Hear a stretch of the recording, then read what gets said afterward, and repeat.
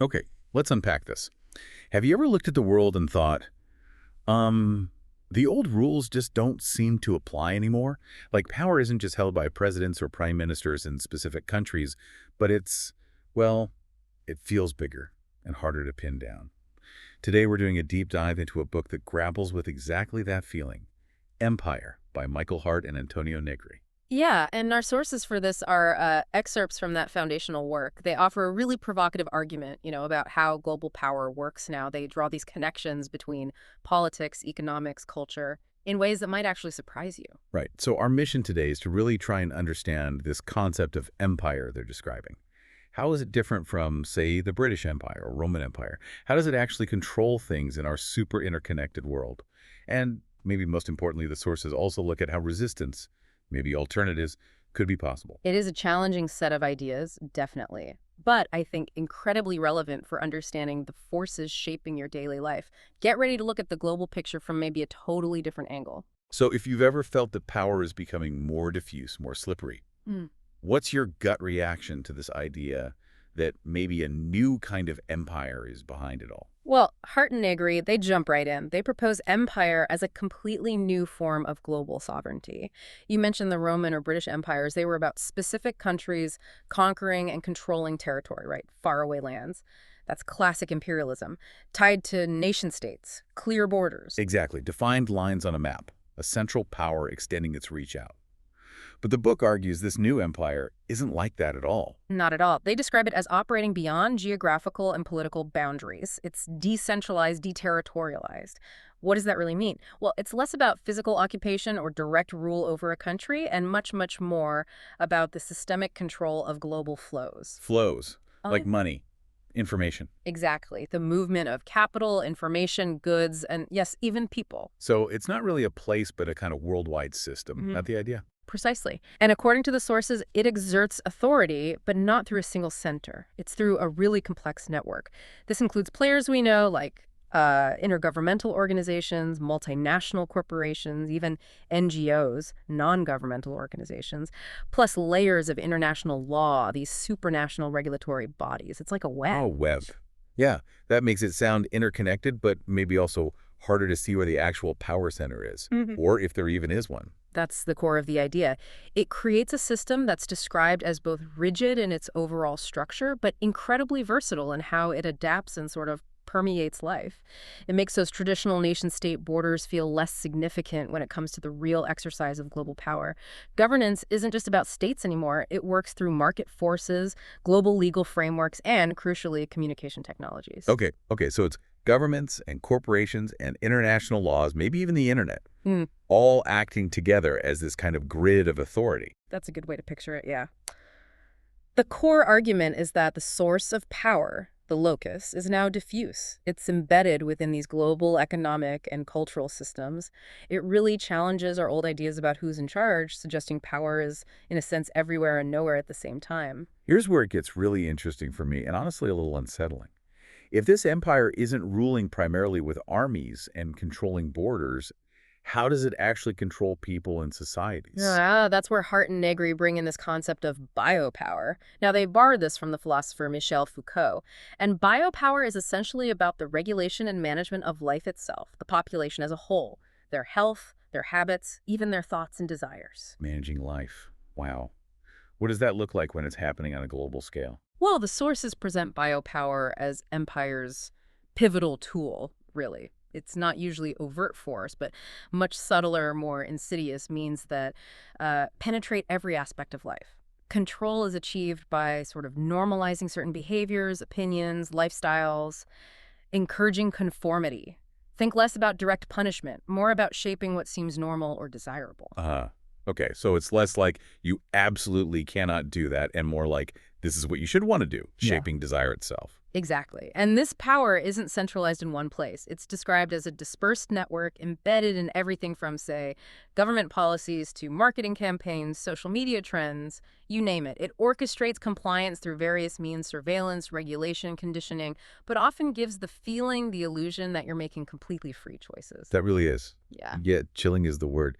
The book talks about something called the governance of subjectivities. Can you unpack that a bit?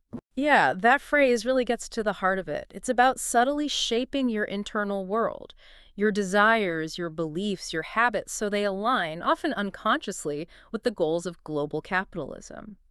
This is presented as a major shift from older forms of power. It's soft power, but on a massive scale. Like controlling the information we see, shaping education curricula, influencing culture through media, movies, music. Precisely.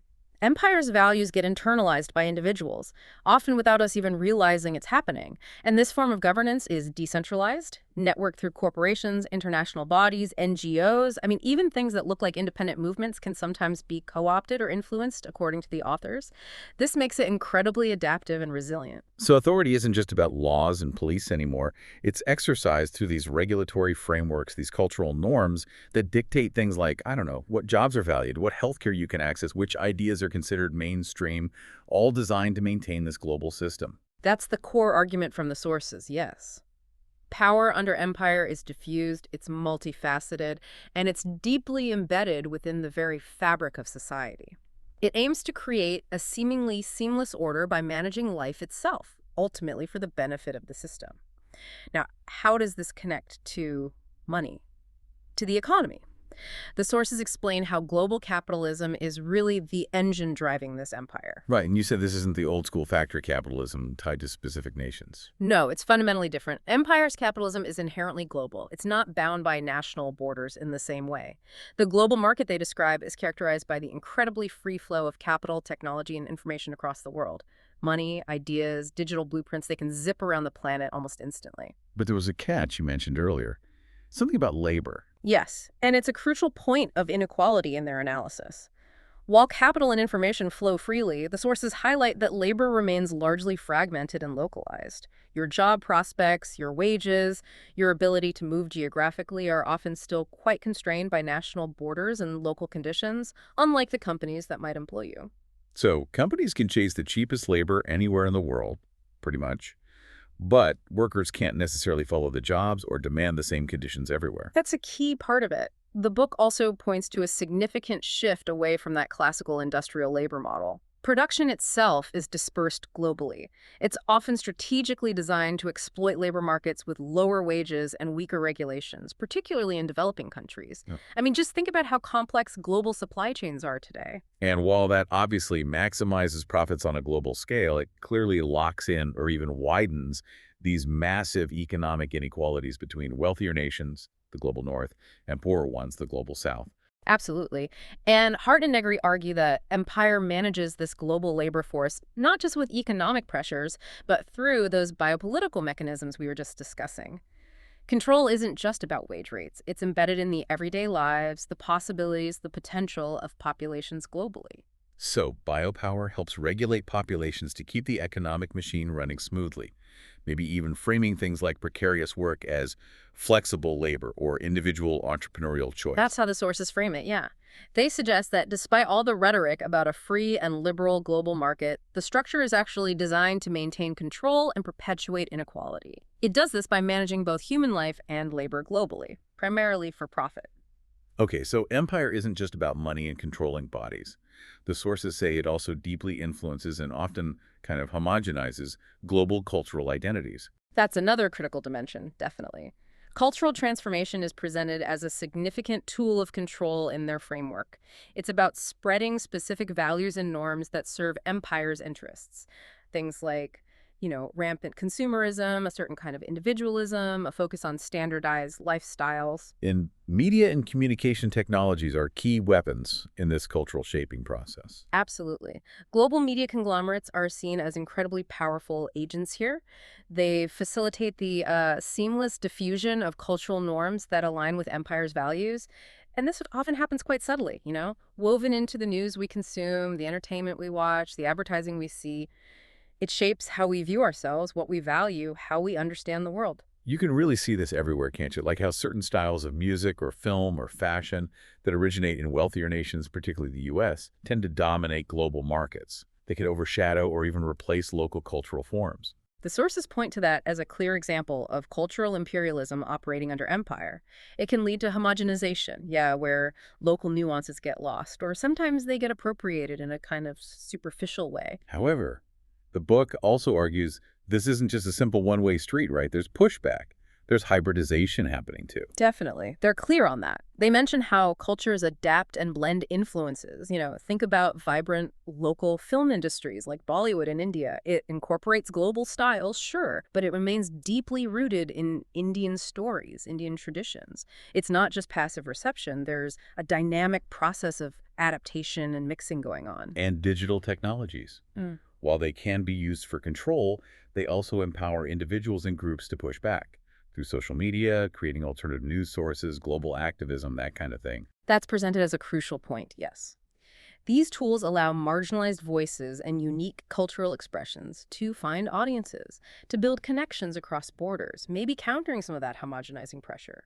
The sources emphasize that developing things like media literacy, critical consumption skills, these are vital for resisting those forces and protecting cultural diversity. So it's like a constant negotiation. Empire pushes for a kind of uniformity, but local cultures and digital networks allow for resistance, adaptation, new mixes. Exactly. It's portrayed as a complex, dynamic process, not just a simple victory for homogenization. Okay, so if empire is this powerful, diffuse global system, who or what is the counterforce? This is where Hardt and Negri introduced the concept of the multitude. The multitude, yeah. It's a really important idea in their work, and it's quite different from older political concepts like, say, the working class or the people in a national sense. They describe it as a fundamentally heterogeneous, diverse collection of individuals and groups all around the world. So not a single unified identity like the old idea of the proletariat, but lots of different people with different backgrounds, different struggles, different goals. Precisely. And the key thing is that despite their differences, their shared characteristic, at least in the context of this book, is their potential to resist and, importantly, create alternatives to empire's control. The multitude is seen as the direct counterforce to homogenization. It thrives on difference, on heterogeneity, and they argue this very diversity is the source of its power for collective liberation. Okay, but how does such a diverse group actually act together? How do they resist? Well, the sources suggest it happens through direct participatory forms of democracy and decentralized networks. It's very much a bottom-up approach. Think about movements like the Zapatistas in Chiapas, Mexico, or the global justice movements back in the late 90s and early 2000s, or maybe things like Occupy Wall Street more recently. They often emphasize horizontalism organizing without traditional leaders and direct democracy, trying to make decisions collectively. And they also highlight something called immaterial labor as a key site for this resistance. Can you just remind us what that means again? Sure. Immaterial labor is basically the production of non-physical things. Ideas, knowledge, communication, relationships, social interaction, affect. In today's economy, especially in the global north, but increasingly everywhere, this kind of work is becoming more and more central. Hardt and Negri argue that because empire relies so heavily on controlling information, communication, and culture, reclaiming the production of knowledge and social connection is a really powerful way the multitude can disrupt empire's mechanisms. So creative work, intellectual work, communication, even just building relationships, is not just part of the system empire manages. It can also be a tool to fight back. That's the idea, yes. And they suggest alternatives to empire can be built through new forms of social cooperation and production that operate outside the traditional capitalist model.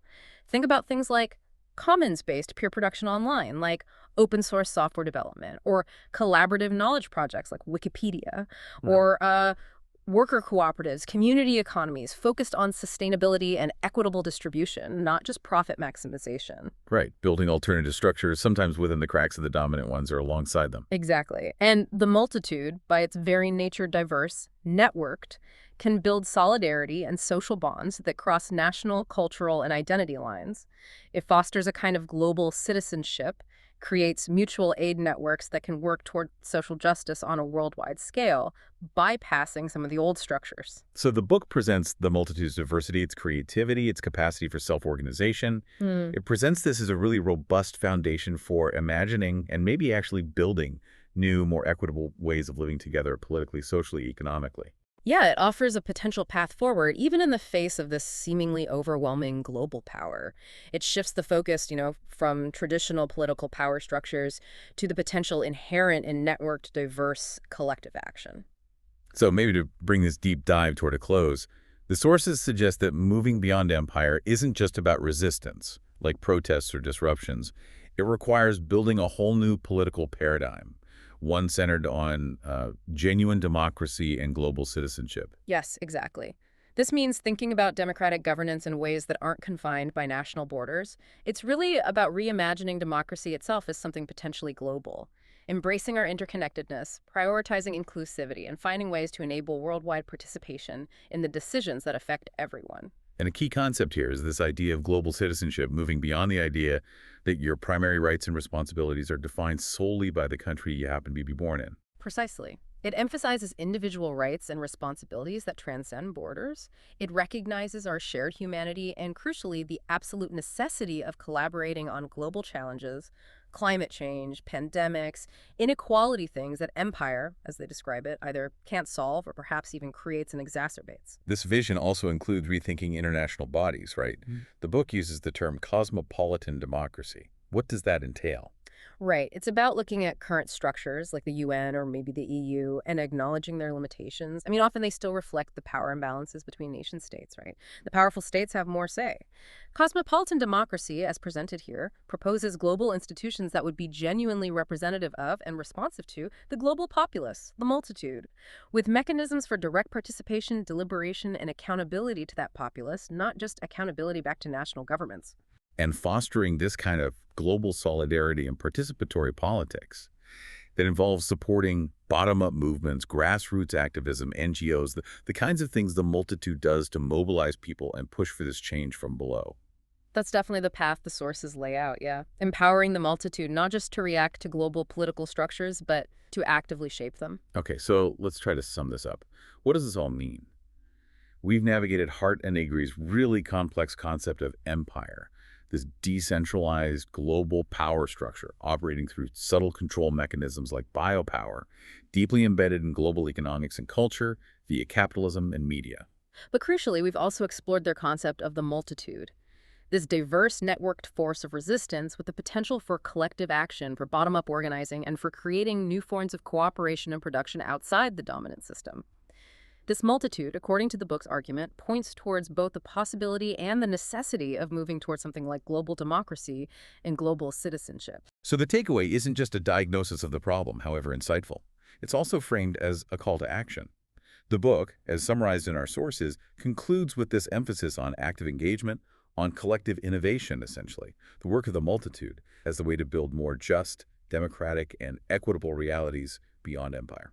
It's definitely a vision that suggests the power for real change lies not necessarily in conquering the old centers of power, but maybe in building new connections, new forms of life, new institutions from the ground up across borders globally. Right. So given how pervasive empire's influence is described as being in these sources, and also the focus on the multitude's potential for creativity and innovation, Yeah. maybe a final thought for you listening. Based on these ideas, what small act of collective innovation, or maybe reclaiming of immaterial labor, producing ideas, connections, could you imagine taking on right where you are, that pushes back, even a little, against that pressure to just conform or consume? Something to think about.